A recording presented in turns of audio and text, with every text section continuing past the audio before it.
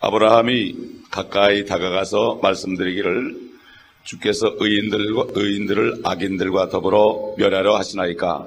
혹시 그 성읍 안에 50명의 의인이 있다면 주께서는 멸하시고 거기에 있는 50명의 의인들을 위하여 그것을 남겨두지 않으려 하시나이까. 이런 방식을 따라 의인을 악인과 함께 죽이는 것을 주께서 멀리 하시며 의인을 악인과 같이 여기는 것도 주께서 멀리 하옵소서. 온 땅에 심판자께서 의를 행치 않으시려나이까 하니 주께서 말씀하시기를 만일 내가 소돔 성읍 안에서 50명의 의인을 찾는다면 그들을 위하여 모든 것을 남겨두리라 하시더라. 아브라함이 대답하여 말씀드리기를 보소서 이제 티끌과 재 같은 내가 주께 감히 말씀드리나이다.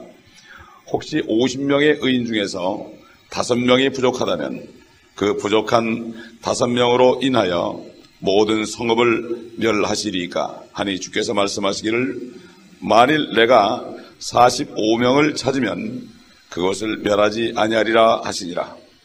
그가 다시 주께 고하여 말씀드리기를 혹시 거기에 40명을 찾으면 어찌 하시려나이까 하니 주께서 말씀하시기를 40명을 위하여 내가 멸하지 아니하리라 하시니라.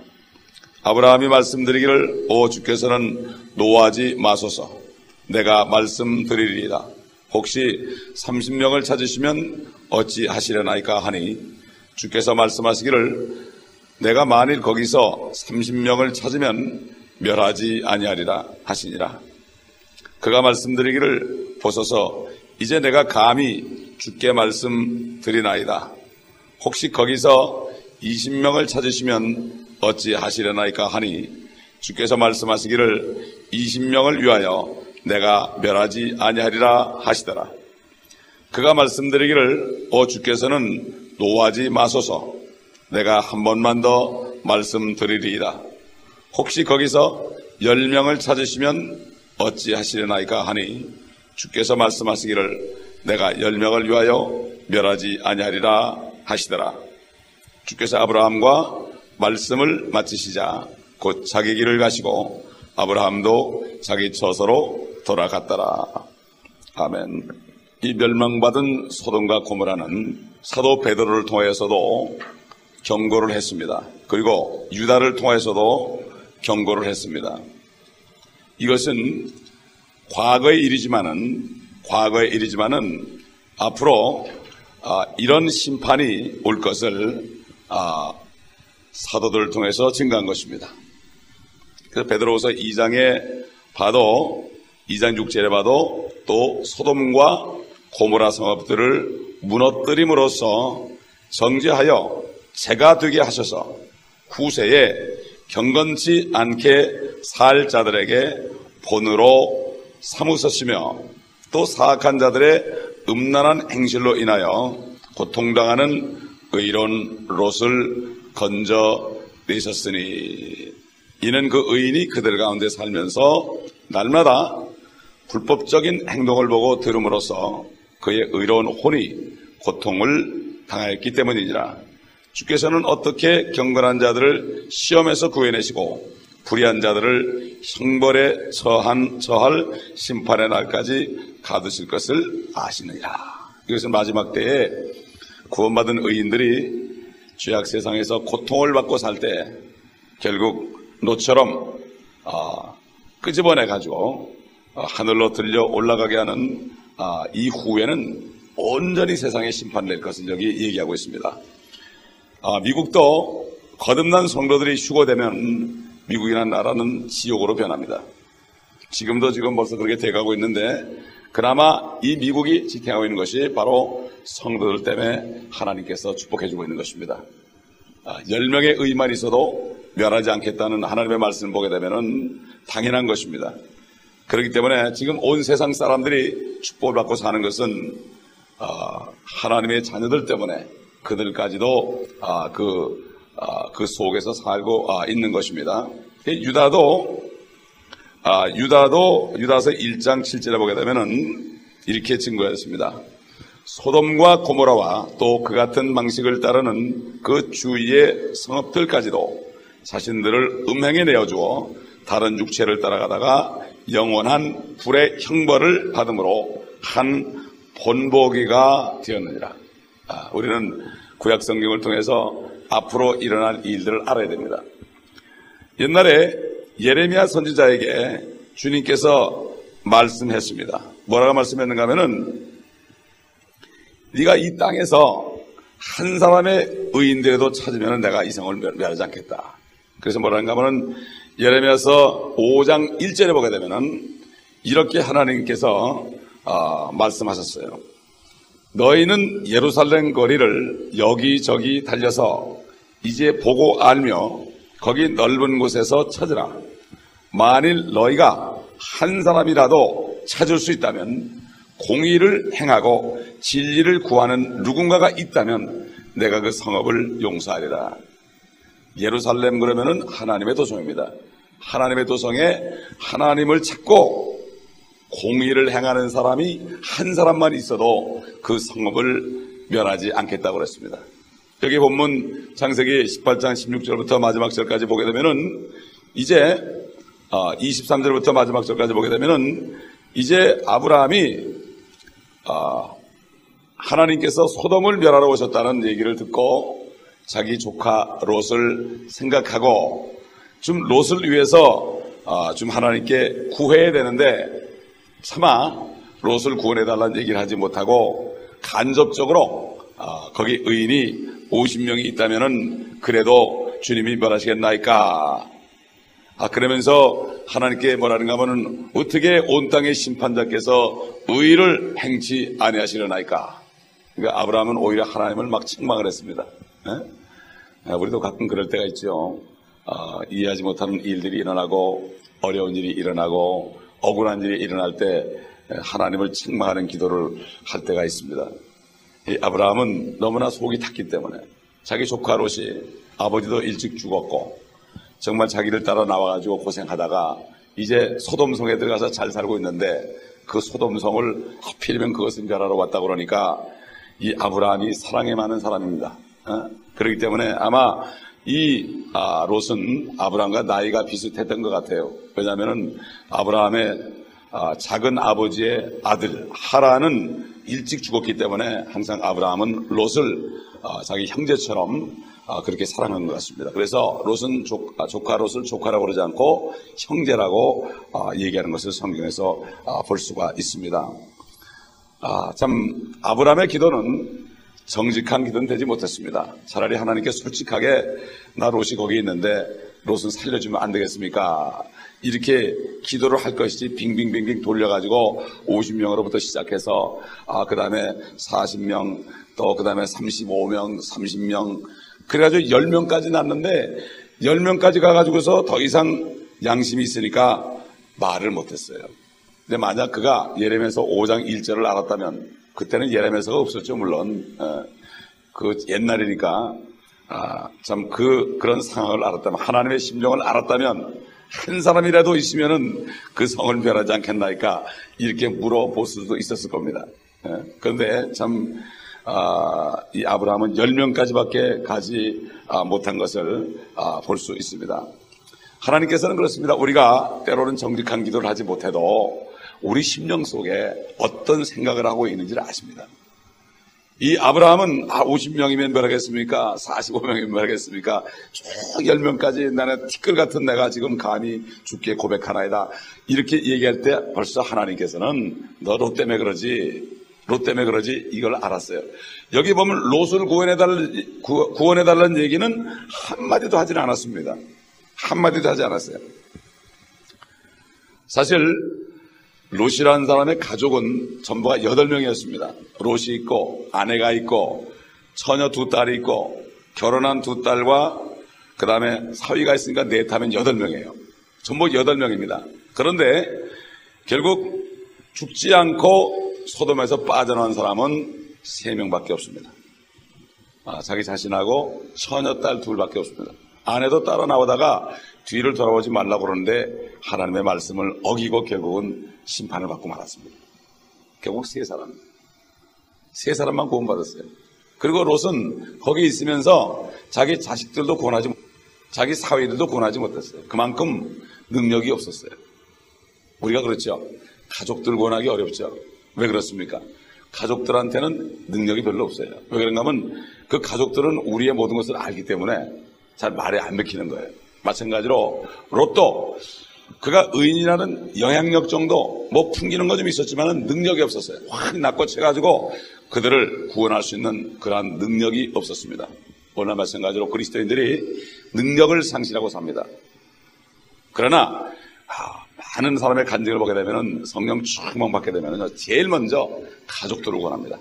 어떤 사람은 그냥 구원받자마자 성령 충만 받아가지고 가족들을 그냥 수십 명을 구원하고 말이죠. 그 중에 많은 사람의 목사가 되고 이런 간증을 봅니다. 사실 우리가 능력이 있는가 없는가는 우리가 가족 가운데 우리가 있을 때 그 능력이 나타나는가 안 나타나는가 이것을 보면 됩니다. 그러니까 우리가 원통하게 생각하고 하나님께 부르짖어서 성령 충만을 받아야 됩니다. 하나님의 말씀은 칼이기 때문에 우리가 성령 충만 받아서 성령의 칼이기 때문에 성령의 검이기 때문에 이 검일지라도 우리가 성령으로 충만하지 않으면 이 말씀을 사용할 수 없어요. 말씀이 뚝뚝 떨어진단 말이에요. 그러나 성령으로 충만하면 이 하나님의 말씀을 성령이 줄 때 한마디 딱 얘기하게 되면 그 사람들이 정신이 번쩍번쩍 드는 겁니다. 그렇기 때문에 우리가 정말 가장 원통하게 생각할 것은 내가 능력을 잃어버리고서도 이것을 모르고 사는 것. 하나님 앞에 우리가 구해야 됩니다. 주님께서 그랬잖아요. 구하라 주실 것이요 찾으라 찾을 것이요 두드리라 열릴 것이다. 너희 악한 부모라도 자녀들에게 좋은 것을 줄 줄 아는데 하물며 하늘에 계신 너희 아버지께서 가장 좋은 것을 주지 않겠느냐. 성령을 주지 않겠느냐. 바로 성령 충만을 우리가 구해야 되는 것입니다. 성령 충만을 구하는 것이 바로 가장 아름다운 기도고 하나님이 원하는 것입니다. 성령 충만만 받으면 성령 충만 속에서 하나님의 말씀을 사용하고 그 말씀을 가지고 역사할 때 말씀의 검이 나오게 되면은 모든 것이 해결됩니다. 가장 귀한 거예요. 근데 이것들을 잘 안 구해요, 사람들이. 뭔가 내가 하는 일이 잘 되고 그러면 성령 충만할 줄 알아요. 천만에요. 내가 성령 충만 없이 하는 일이 잘 되면은 육신 충만해가지고 죄를 짓게 됩니다. 하나님을 떠나게 되어 있습니다. 그렇기 때문에 우리는 우리 자신의 모습을 잘 알아야 됩니다. 여기 아브라함은 티끌과 같은 내가 주께 구한다. 티끌과 같은 내가 주님 앞에 말씀드린다. 자기 자신이 정말 티끌이라는 사실을 알았습니다. 우리도 마찬가지입니다. 성령 충만이 떨어지면 우리는 티끌 같은 존재인 걸 다시 한번 확인되는 것입니다. 이렇게 아브라함은 연약한 가운데서 조카 롯을 위하여 기도했습니다. 근데 사실 하나님께는 직접 말씀하지 않고 간접적으로 말을 했습니다. 그런데 창세기 19장 29절을 보게 되면 19장 29절을 보게 되면 이런 말씀이 있어요. 하나님께서 평지의 성읍들을 멸하실 때에 하나님께서 아브라함을 기억하시고 롯이 거하는 성읍들을 무너뜨리실 때 무너뜨리는 와중에서 롯을 내보내셨더라. 그 아브라함은 롯이라는 얘기 한마디 안 하는데도 그런데도 하나님께서는 그 마음속에 있는 소원을 아시고 조카 롯을 구해냈다 이런 얘기입니다. 마찬가지입니다. 우리가 우리의 모습은 지금 그래도 예수 그리스도를 영접하고 성령으로 거듭난 사람은 하나님이 볼 때 의인입니다. 사실 롯이라는 사람이 어떻게 의인이 되겠어요? 그 사람 자기 썩어질 정욕을 따라간 사람인데 그 사람을 어떻게 의인이라고 하겠습니까? 마찬가지입니다. 오늘날 우리가 의로워진 것은 우리 행위가 아니고 하나님의 선물이라고 그랬습니다. 믿음으로 말미암아 우리가 은혜로 구원받은 것이라고 그랬습니다. 그렇기 때문에 이렇게 구원받은 사람은 하나님이 일일이 한 사람 한 사람을 보고 계시고 이제 심판하기 전에 주님이 공중에 임하실 때 환난 전에 공중에 임하실 때 한 사람 한 사람을 불러 올릴 것입니다. 이것이 바로 우리가 기다리는 소망입니다. 그리고 그 후에는 환난 때 후 3년만 가면은 이 땅에는 어떤 사람도 하나님을 찾는 사람이 없습니다. 다만 유대인 중에 14만 4천 외에는 아무도 찾는 사람이 없습니다. 그렇기 때문에 하나님께서는 하늘에서 다시 소돔에 내렸던 그러한 심판의 불을 내린다고 성경은 말씀하고 있습니다. 그렇기 때문에 우리가 해야 될 일은 한 사람이라도 우리 가족부터 믿지 않는 사람에게 정말 복음을 전해야 되는데, 내 안에 그 영혼을 사랑하는 마음이 없는 것을 안타깝게 생각하고 부르짖어 기도하고 내 자신을 놓고 하나님 앞에 드려야 됩니다. 이걸 거룩한 제물로 드릴 때 하나님께서 우리를 사용하시는 것입니다. 그렇기 때문에 우리는 옛날에 소돔과 고모라의 일을 통해서 지금 사도 베드로와 사도 유다가 증거한 것처럼 이런 일이 또 일어난다. 세상 말에도 그런 말이 있습니다. 역사는 되풀이한다. 역사는 되풀이하고 있습니다. 계속 되풀이합니다. 이걸 알아야 됩니다. 그리고 역사라는 것은 히스토리인데, 히스토리라는 것은 his story라는 얘기입니다. 하나님의 이야기라는 얘기입니다. 역사 속에서 하나님의 어떻게 하셨다는 것을 알지 못하면 안 되는 거예요. 세계 역사는 하나님 없이 인간의 측면에서 보는 히스토리, 그런 역사는 아무리 공부해봐도 하나 소용이 없습니다. 그러나 진짜 하나님의 역사, 진짜 역사책이 바로 성경입니다. 이 구약 성경이말로 그분의 스토리입니다. 그 하나님의 역사를 보면서 우리가 우리 자신의 모습을 깨닫고 우리가 하나님 앞에 어떻게 행할 것을 바로 알아야 됩니다. 그렇기 때문에 세상 사람들도 역사를 공부하면 지혜로워진다. 그런데 세상 역사 가지고는 지혜로울 수 없습니다. 하나님의 역사를 우리가 배울 때 이게 바로 성경이에요. 이 성경 말씀을 배워야 되는 거예요. 그래서 구약 성경의 말로 그래서 배워야 되는 거예요. 사도들은 구약을 읽고 다 깨달아가지고 증거한 것입니다. 동일한 성령께서 기록하신 구약을 읽고 다시 일어나는 현장을 보면서 그들이 회개를 외치고 말씀을 증거하고 책망했던 것입니다. 마찬가지로 우리도 왜 말씀을 배웁니까? 이 말씀을 통해서 하나님의 역사, 앞으로 일어날 역사를 미리 보면서 성령께서는 우리에게 모든 진리를 알려주시고 또한 우리 앞에 일어날 장래 일들을 가르쳐준다고 그러는데 하나님의 말씀을 통해 가르쳐준 겁니다. 성경 말씀에 장래에 일어날 일이 다 기록되어 있고 요한계시록을 보면 완전히 최종적으로 일어날 일들이 우리 앞에 있고 그 요한계시록의 말씀을 읽고 듣고 말씀을 마음에 간직하는 사람은 복이 있다고 우리 주 예수께서 요한에게 나타나셔서 직접 증거했습니다. 이게 복된 말씀들을 읽지도 않습니다. 듣지도 않습니다. 또 목사님들은 무서워가지고 증거도 안 해요. 칼빈 선생이 왜 요한계시록 주석을 못 쓰는가 하면은 요한계시록 주석을 쓰게 되면은 그 당시 바로 교황이 적그리스도라는 것을 증거해야 되기 때문에 교황이 굉장히 능력이 있을 때이기 때문에 왕들까지도 왕들까지도 막 폐위시키는 그러한 상태였기 때문에 요한계시록을 주석을 못했습니다. 칼빈이 못했다 그래가지고 우리가 못하는 게 아니죠. 왜? 주님께서 복된 말씀이라고 그런 것입니다. 이 복을 가로막고 있습니다. 설교자들이. 이런 마지막 때 우리가 살고 있습니다. 그러므로 우리는 하나님의 말씀 전체를 다 먹어서 하나님의 역사가 과거와 현재와 미래 것들이 다 들어있을 때 우리는 마땅히 우리가 어떻게 행할 것을 알게 되고 그 말씀 안에 굳게 설 때 우리는 흔들리지 않고 주님의 일을 할 수가 있습니다. 기도하겠습니다.